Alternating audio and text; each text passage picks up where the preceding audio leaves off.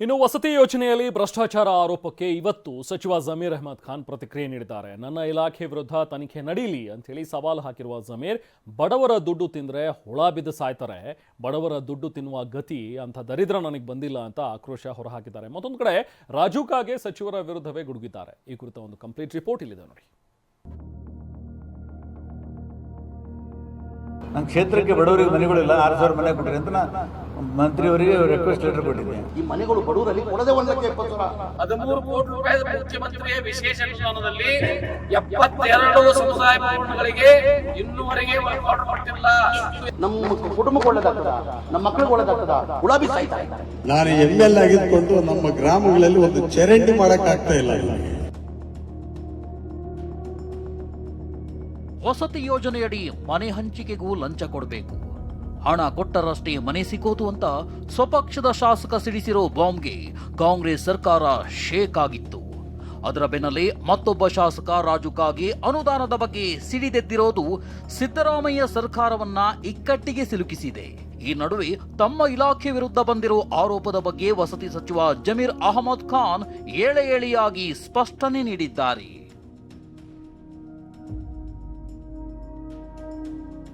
ಬಡವರಿಂದ ಹಣ ಪಡೆದ್ರೆ ಹುಳ ಬಿದ್ದು ಸಾಯ್ತಾರೆ. ವಸತಿ ಇಲಾಖೆ ಲಂಚ ಆರೋಪಕ್ಕೆ ಜಮೀರ್ ಗರಂ. ವಸತಿ ಇಲಾಖೆಯಲ್ಲಿ ಮಂಜೂರಾಗೋ ಮನೆಗಳು ಪಡಿಬೇಕಾದ್ರೆ ಲಂಚ ಕೊಡ್ಲೇಬೇಕು, ಹಣ ಕೊಟ್ಟವರಿಗಷ್ಟೇ ಮಾತ್ರ ಮನೆ ಕೊಡ್ತಾರೆ ಅಂತ ಶಾಸಕ BR ಪಾಟೀಲ್ ಮಾಡಿರೋ ಆರೋಪಕ್ಕೆ ಸಚಿವ ಜಮೀರ್ ಅಹಮದ್ ಕೆಂಡಾಮಂಡಲರಾಗಿದ್ದಾರೆ. ಈ ಬಗ್ಗೆ ಇಂದು ಬೆಂಗಳೂರಿನಲ್ಲಿ ಸುದ್ದಿಗೋಷ್ಠಿ ನಡೆಸಿದ ಜಮೀರ್ ಅಹಮದ್, ಬಡವರ ಬಳಿ ಹಣ ಪಡೆದ್ರೆ ಒಳ್ಳೇದಾಗುತ್ತಾ, ದುಡ್ಡು ಪಡೆದು ಬಡವರಿಗೆ ಮನೆ ಹಂಚಬೇಕಾ ಅಂತ ಪ್ರಶ್ನಿಸಿದ್ದಾರೆ. ಅಲ್ಲದೆ ಬಡವರಿಂದ ಹಣ ಪಡೆದುಕೊಂಡ್ರೆ ಹುಳ ಬಿದ್ದು ಸಾಯ್ತಾರೆ ಅಂತಾನು ಗುಡುಗಿದ್ದಾರೆ. ಆಮೇಲೆ ನನಗೆ ಆ ಥರ ದಲಿದ್ರ ಬಂದಿಲ್ಲ. ನನಗೆ ಈ ಮನೆಗಳು ಬಡವರಲ್ಲಿ ಕೊಡದೆ 1,20,000 ಅದೆಲ್ಲ ಅರ್ಥ ದುಡ್ಡು ತಗೊಂಡು ನಾವು ಮನೆಗಳು ಕೊಡ್ದ. ಆಮೇಲೆ ನಾವು ದುಡ್ಡು ತಗೊಂಡು ಮನೆಗಳು ಕೊಟ್ಟರು ನಮ್ಮ ಕುಟುಂಬಕ್ಕೆ ಒಳ್ಳೇದಾಗ್ತದ, ನಮ್ಮ ಮಕ್ಕಳಿಗೆ ಒಳ್ಳೇದಾಗ್ತದ, ಗುಲಾಬಿ ಸಾಯ್ತಾರೆ. ಬಡವರಿಗೆ ಒಂದು 5-10 ಸಾವಿರ ತಗೊಳ್ಳೋದಾ ಇದು? CM ಅವರು ಫೋನ್ ಮಾಡಿದ್ರು, ನಾನೆಲ್ಲ ಮಾಹಿತಿ ಕೊಟ್ಟಿದ್ದೀನಿ ಅವ್ರಿಗೆ. ಆ ಥರ ಯಾವುದೂ ನಡೆದಿಲ್ಲ ಸರ್ ನಮ್ಮಲ್ಲಿ. ಆಮೇಲೆ ಹೇಳ್ದಲ್ಲ ಬಾಸು, ಆ ಬಡವ್ರ ಮನೆಯಲ್ಲಿ 5-10 ಸಾವಿರ ರೂಪಾಯಿ ತೊಗೊಂಡ್ರೆ ಅಷ್ಟು ದಲಿದ್ರ ನನಗೆ ಬಂದಿಲ್ಲ. ಆಮೇಲೆ ನಾವು ಯಾರಿಗೂ ಇಲ್ಲಿ ನನಗಿಲ್ಲ, ನನಗಂತೂ ಆ ದಲಿದ್ರ ಬಂದಿಲ್ಲ. ಬಡವ್ರು ದುಡ್ಡು ತೊಗೊಂಡು ಜೀವನ ಮಾಡೋದು ನನಗಂತೂ ಆ ದಲಿದ್ರ ನನಗೆ ಬಂದಿಲ್ಲ. ಆಮೇಲೆ ಎನಿಬಡಿ, ನಾನು ಬಿಟ್ಟು ಎನಿಬಡಿ ಹೇಳ್ತಾ ಇರೋದು, ಅವ್ರು ಏನಾದ್ರು ತೊಗೊಂಡಿದ್ದು ಮಾಡಿದರೆ ಗುಲಾಬಿ ಸಾಯ್ತಾರೆ. ಅವ್ರ ಮಕ್ಕಳು ಶಾಪ ತರಬೇಕು. ಏನು ಇವತ್ತು ನಮ್ಮ BR ಪಾಟೀಲ್ ಅವ್ರು ನನ್ನ ಆರೋಪ ಮಾಡಿದ್ದಾರೆ, ಅವ್ರು ನೇರವಾಗಿ ನನ್ನ ಮೇಲೆ ಏನು ಆರೋಪ ಮಾಡಿಲ್ಲ. ಮಿನಿಸ್ಟರ್ ದುಡ್ಡು ತೊಗೊಂಡೋದಾರೆ, ದುಡ್ಡು ತೊಗೊಂಡು ಮನೆಗಳು ಕೊಡ್ತಾ ಇದ್ದಾರೆ ಅಂತ ಎಲ್ಲೋ ಅವ್ರು ಹೇಳಿಲ್ಲ. ಎಲ್ಲೋ ನಾನು ಪತ್ರ ಕೊಟ್ಟಿದ್ದೆ, ನಾನು ಪತ್ರ ಕೊಟ್ಟಿದ್ದು ಪತ್ರಕ್ಕೆ ಮನೆಗಳು ಕೊಟ್ಟಿಲ್ಲ, ಯಾರ ಪಂಚಾಯತ್ ಮೆಂಬರ್ ತೊಗೊಂಡು ಬಂದು ಮನೆಗಳು ತೊಗೊಂಡೋಗಿದ್ದಾನೆ ಅಂತಾರೆ. ಹೌದು ತಾನೆ? ಈಗ ಯಾರು BR ಪಾಟೀಲ್ ಅವರೇ ಟೋಟಲ್ ಒಟ್ಟಾಗಿ 2,000 ಚಿಲ್ಲರೆ ಮನೆಗಳು BR ಪಾಟೀಲ್ ಅವ್ರು ಕೇಳಿದ್ದಾರೆ. 2,000 ಇಲ್ಲೇ ಇದೆ ಪತ್ರ, ಅವ್ರದ್ದೆಲ್ಲ ತೆಗೆದಿದ್ದೀನಿ ನಾನು. 2,000 ಮನೆಗಳು ಕೇಳಿದ್ದಾರೆ. ಈ ನಡುವೆ ಸರ್ಕಾರದ ವಿರುದ್ಧ ಶಾಸಕರ ಆಕ್ರೋಶದ ಬೆಂಕಿ ಇನ್ನೂ ಧಗಧಗಿಸ್ತಿದೆ. ತಮ್ಮ ಕ್ಷೇತ್ರಗಳಲ್ಲಿ ಕೆಲಸ ಆಗ್ತಿಲ್ಲ ಅಂತ BR ಪಾಟೀಲ್ ರಾಜು ಕಾಗೆಗೆ ತಮ್ಮ ಅಸಮಾಧಾನ ಮುಂದುವರಿಸಿದ್ದಾರೆ. ಶಾಸಕರ ಸಿಟ್ಟು ಸರ್ಕಾರಕ್ಕೆ ಇಕ್ಕಟ್ಟು.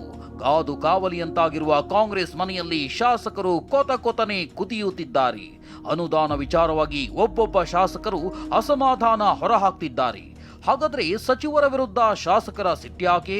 ಅಷ್ಟಕ್ಕೂ ಶಾಸಕರಿಗೆ ಕೊರತೆ ಆಗಿರೋದೇನು? ಅದನ್ನೇ ತೋರಿಸ್ತೀವಿ ನೋಡಿ. ಸರ್ಕಾರ ಅಧಿಕಾರಕ್ಕೆ ಬಂದು 2 ವರ್ಷವಾಗಿದೆ, ಆದರೂ ಸೂಕ್ತ ಅನುದಾನ ಸಿಗ್ತಿಲ್ಲ. ಶಾಸಕರ ಮಾತಿಗೆ CM DCM ಹೈಕಮಾಂಡ್ ಸ್ಪಂದಿಸ್ತಿಲ್ಲ ಅನ್ನೋದು ಶಾಸಕರ ಅಳಲು. ಶಾಸಕರ ಮನವಿ ಪತ್ರಗಳಿಗೂ ಸಚಿವರು ಡೋಂಟ್ ಕೇರ್ ಅಂತಿದ್ದಾರೆ. ಶಾಸಕರ ವರ್ಗಾವಣೆ ಮನವಿಗೆ ಜಿಲ್ಲಾ ಉಸ್ತುವಾರಿ ಸಚಿವರು ಸ್ಪಂದಿಸುತ್ತಿಲ್ಲ. ಕೆಲ ಸಚಿವರ ಇಲಾಖೆಯಲ್ಲಿ ಭ್ರಷ್ಟಾಚಾರ ಮಿತಿ ಮೀರಿದೆ ಅಂತ ಆರೋಪಿಸುತ್ತಿದ್ದಾರೆ. ಸಚಿವರ ಬದಲು PA ಆಪ್ತ ಕಾರ್ಯದರ್ಶಿಗಳೇ ದರ್ಬಾರ್ ಮಾಡ್ತಿದ್ದಾರೆ. ಅನುದಾನ ಬಿಡುಗಡೆಗೆ, ಬಿಲ್ ಪಾವತಿಗೆ ಬ್ರೋಕರ್ಗಳ ಹಾವಳಿ ಹೆಚ್ಚಾಗಿದೆ ಅಂತ ಶಾಸಕರು ಸಿಟ್ಟು ಹೊರಹಾಕ್ತಿದ್ದಾರೆ. ಅಲ್ಲದೆ ಸಚಿವ ಸಂಪುಟ ವಿಸ್ತರಣೆ ಮಾಡದಿರುವುದು ಸಚಿವಾಕಾಂಕ್ಷಿಗಳ ಆಕ್ರೋಶಕ್ಕೆ ಕಾರಣವಾಗಿದೆ. ಶಾಸಕಾಂಗ ಸಭೆಯಲ್ಲಿ ಹೇಳಿದಂತೆ CM DCM ನಡೆದುಕೊಳ್ತಿಲ್ಲ ಎಂಬ ಕಾರಣಗಳಿಂದ ಕಾಂಗ್ರೆಸ್ ಶಾಸಕರು ಸರ್ಕಾರದ ವಿರುದ್ಧ ಸಿಡಿದು ನಿಂತಿದ್ದಾರೆ. ಸಚಿವರು ಕೈಗೆ ಸಿಗ್ತಿಲ್ಲ, ಮತ್ತೆ ರಾಜು ಕಾಗೆ ಸಿಡಿಗುಂಡು. ಇಷ್ಟೆಲ್ಲ ಕಾರಣಗಳಿಂದಲೇ ಸಿಡಿದು ಬೀಳ್ತಿರೋ ಶಾಸಕರು ಇವತ್ತು ಕೂಡ ಸಿಡಿಗುಂಡು ಹಾರಿಸಿದ್ದಾರೆ. ಸಚಿವರೇ ಕೈಗೆ ಸಿಕ್ತಿಲ್ಲ ಅಂತ ಕಾಗವಾಡ ಕಾಂಗ್ರೆಸ್ ಶಾಸಕ ರಾಜುಕಾಗಿ ಬೆಂಕಿ ಉಗುಳಿದ್ದಾರೆ. BR ಪಾಟೀಲ್ ಕೂಡ ಎಲ್ಲವನ್ನ ಸಿಎಂ ಮುಂದೆ ಹೇಳುತ್ತೇನೆ ಅಂತ ತೊಡೆ ತಟ್ಟಿ ನಿಂತಿದ್ದಾರೆ. ಸಚಿವರು ಕೈಗೆ ಸಿಗಬೇಕು, ನಮಗ ಸಿಗ್ತಾ ಇಲ್ರಿ. ಇದು ನನ್ನ ಯಾರ ಮ್ಯಾಗ ಆರೋಪ, ಯಾರ ಮ್ಯಾಗ ನಮ್ಗೆ ಅವ್ರು ಹಂಗೆ ಮಾಡ್ರು ಹಿಂಗೆ ಮಾಡ್ರು ಇಲ್ಲ. ಅನುದಾನದ ಪ್ರಶ್ನೆ ಬಂದಿಲ್ಲ, ಅನುದಾನ ಕೊಟ್ಟದ್ದು ಸರಿಯಾಗಿ ಬಳಕೆ ಆಗ್ತಾ ಇಲ್ಲಲ್ಲ, ಇದು ವ್ಯವಸ್ಥೆ. ಎಲ್ಲ ಮಂತ್ರಿಗಳು ಸೋಮವಾರ ಸಿಗ್ತಾರೋ, ಬುಧವಾರ ಸಿಗ್ತಾರೋ, ಗುರುವಾರ ಒಂದು ನಿಗದಿ ಮಾಡಿದ್ರೆ ನಾವು ಬಂದು ಎಲ್ಲ ಮಂತ್ರಿಗಳು ಸಿಗ್ತಾರೋ ಅಂತೇಳಿ ನಾವು ಅಲ್ಲಿ 800 ಕಿಲೋಮೀಟರ್ ಬಂದು ಕೆಲಸ ಮಾಡ್ಕೊಂಡು ಹೋಗ್ಬೋದು. ಹೋಗ್ತಾ ಇದ್ದೀನಿ ನಂದು ಏನು ಬೇಡಿಕೆ ಇಲ್ರಿ, ಪೇಪರಲ್ಲಿ ಏನು ಹೇಳಿದ್ದೀನಿ ಅದನ್ನೇ ಅಲ್ಲಿ ಹೋಗಿ ಹೇಳ್ತೀನಿ. ಸ್ವಾಭಾವಿಕವಾಗಿ ಸಂಸಾರ ಅಂದ್ರೆ ಗಂಡ ಹೆಂಡತಿ ಜಗಳ ಇದ್ದೇ ಇರ್ತದೆ. ಸ್ವಾಭಾವಿಕವಾಗಿ ಸಂಸಾರ ಅಂದ್ರೆ ಗಂಡ ಹೆಂಡತಿ ಜಗಳ ಇದ್ದೇ ಇರ್ತದೆ. ಶಾಸಕರ ಸಿಟ್ಟಿನ ಬಗ್ಗೆ DCM DK ಶಿವಕುಮಾರ್ ಮೌನ. ಶಾಸಕರ ಸಿಟ್ಟಿನ ಕುರಿತು DCM DK ಶಿವಕುಮಾರ್ ಮೌನ ವಹಿಸಿದ್ದಾರೆ. ಯಾವುದಕ್ಕೂ ಪ್ರತಿಕ್ರಿಯಿಸದೆ ಸಹೋದರ DK ಸುರೇಶ್ ಜೊತೆ ಸದಾಶಿವನಗರ ನಿವಾಸದಿಂದ ತೆರಳಿದ್ದಾರೆ. ಕಾಂಗ್ರೆಸ್ ಶಾಸಕರ ಕಿಡಿ ಬಿಜೆಪಿಗೆ ಬ್ರಹ್ಮಾಸ್ತ್ರ. ಕಾಂಗ್ರೆಸ್ ಶಾಸಕರ ಕಿಡಿ ನುಡಿಗಳು ಬಿಜೆಪಿಗೆ ಅಸ್ತ್ರವಾಗಿದೆ. ಶಾಸಕಾಂಗ ಪಕ್ಷದ ಶಾಸಕರಲ್ಲಿ ಹತಾಶೆ ಮೂಡಿದೆ ಅಂತ BY ವಿಜಯೇಂದ್ರ ಹೇಳಿದ್ದಾರೆ. ಇದಕ್ಕೆ ತಿರುಗೇಟು ಕೊಟ್ಟಿರೋ ಬಸವರಾಜ ರಾಯಾರೆಡ್ಡಿ ವಿಜಯೇಂದ್ರ ರಾಜಕೀಯಕ್ಕೆ ಹೊಸಬರುವಂತ ಕಾಲೆಳೆದಿದ್ದಾರೆ. ತಮ್ಮ ಶಾಸಕರು ಸಚಿವರ ಬಗ್ಗೆ ಬ್ಯಾಟ್ ಬೀಸಿದ್ದಾರೆ. ಸ್ವತಃ ಆಡಳಿತ ಪಕ್ಷದ ಶಾಸಕರಲ್ಲೇನೆ ಒಂದು ಬಹುದೊಡ್ಡ ಹತಾಶೆ ಇವತ್ತು ನಾವು ಕಾಣ್ತಾ ಇದ್ದೇವೆ. ಪ್ರತಿಯೊಂದು ಇಲಾಖೆನಲ್ಲೂ ಸಹ ಭ್ರಷ್ಟಾಚಾರಕ್ಕೆ ಕೌಂಟರ್ಗಳನ್ನ ಇವತ್ತು ಓಪನ್ ಮಾಡಿಕೊಂಡಿದ್ದಾರೆ. ಇವತ್ತು ಲಂಚ ಇಲ್ಲದೆ ಯಾವುದೇ ಕೆಲಸ ಕಾರ್ಯಗಳು ನಡೆಯೋದಕ್ಕೆ ಸಾಧ್ಯ ಇಲ್ಲ. ವಿಜಯೇಂದ್ರ ಅವರು ಏನು ಮಾಡಿದ್ದಾರೆ? ಅವರು ಫಾದರ್ CM ಇದ್ದಾಗ ಏನು ಮಾಡಿದ್ದಾರೆ? We should not take serious about Vijayendra. ಅವರು ರಾಜಕೀಯಕ್ಕೆ ಹೊಸಬ್ರು, ಇನ್ನೂ ಅವ್ರಿಗೆ ಏನು ಮಾತಾಡಬೇಕು ಅಂತ ಗೊತ್ತಿಲ್ಲ. ಯಾರು ಕಮಿಷನ್ ಏಜೆಂಟ್ ಪ್ರಕಾರ ನಡೀತದೆ ಎಲ್ಲ ಮಾತಾಡ್ತಾರೆ, ಹಾಗೆ ಹಿಂದೆ ಆಗಿಲ್ವಾ? ಶಾಸಕರ ಬೇಸರದ ಬೆನ್ನಲ್ಲೇ ಪರಂ ಹೇಳಿಕೆ ಸಂಚಲನ. ನಮ್ಮ ಹತ್ರ ದುಡ್ಡಿಲ್ಲ, ಸಿದ್ದರಾಮಯ್ಯ ಹತ್ರನೂ ದುಡ್ಡಿಲ್ಲ ಎಂದ ಪರಮೇಶ್ವರ್. ಶಾಸಕರು ಬೇಸರ ವ್ಯಕ್ತಪಡಿಸಿರೋ ಬೆನ್ನಲ್ಲೇ ಗೃಹ ಸಚಿವ ಡಾಕ್ಟರ್ G ಪರಮೇಶ್ವರ್ ನೀಡಿರೋ ಹೇಳಿಕೆ ಸಂಚಲನ ಸೃಷ್ಟಿಸಿದೆ. ಬಾಗಲಕೋಟೆಯಲ್ಲಿ ಮಾತನಾಡಿರೋ ಪರಮೇಶ್ವರ್, ನಿಮಗೆ ಅಕ್ಕಿ, ಬೇಳೆ, ಎಣ್ಣೆ ಎಲ್ಲವನ್ನೂ ಕೊಟ್ಟಿದ್ದೇವೆ, ನಮ್ಮ ಹತ್ರ ದುಡ್ಡಿಲ್ಲ, ಸಿದ್ದರಾಮಯ್ಯ ಹತ್ರನೂ ದುಡ್ಡಿಲ್ಲ ಎಂದಿದ್ದಾರೆ. ಇಡೀ ನಮ್ಮ ಬಾದಾಮಿಯ ಪಟ್ಟಣವನ್ನೇ ಅಭಿವೃದ್ಧಿ ಮಾಡತಕ್ಕಂತ ರೀತಿಯಲ್ಲಿ ಒಂದು ಪ್ರಾಜೆಕ್ಟ್ ಅನ್ನು ಮಾಡಿ ಕೇಂದ್ರಕ್ಕೆ ಕಳಿಸ್ಕೊಡೋದು. ನಮ್ಮ ಹತ್ರ ದುಡ್ಡಿಲ್ಲ, ಸಿದ್ದರಾಮಯ್ಯ ಹತ್ರ ದುಡ್ಡಿಲ್ಲ, ಸಿದ್ದರಾಮಯ್ಯ ಹತ್ರ ದುಡ್ಡಿಲ್ಲ. ಈಗ ನಾವೆಲ್ಲ ನಿಮಗೆ ಕೊಟ್ಬಿಟ್ಟಿದ್ದೀವಿ, ಅಕ್ಕಿ, ಬೇಳೆ, ಎಣ್ಣೆ ಎಲ್ಲ. ಎಣ್ಣೆನೂ ಕೊಟ್ಬಿಟ್ಟಿದ್ದೀವಿ, ಇಲ್ಲೇ ಅವರೆಲ್ಲ ಎಣ್ಣೆ. ಪರಮೇಶ್ವರ್ ನೀಡಿರೋ ಹೇಳಿಕೆ ಕೂಡ ಬಿಜೆಪಿಗೆ ಆಹಾರವಾಗಿದೆ.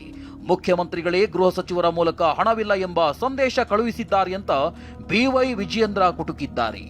ರಾಜ್ಯದ ಗೌರವಾನ್ವಿತ ಮುಖ್ಯಮಂತ್ರಿಗಳು ಗೃಹ ಸಚಿವರ ಮುಖೇನ ಕಾಂಗ್ರೆಸ್ ಪಕ್ಷದ ಶಾಸಕರಿಗೆ ಒಂದು ಸಂದೇಶ ಕಳಿಸ್ಕೊಟ್ಟಿದ್ದಾರೆ.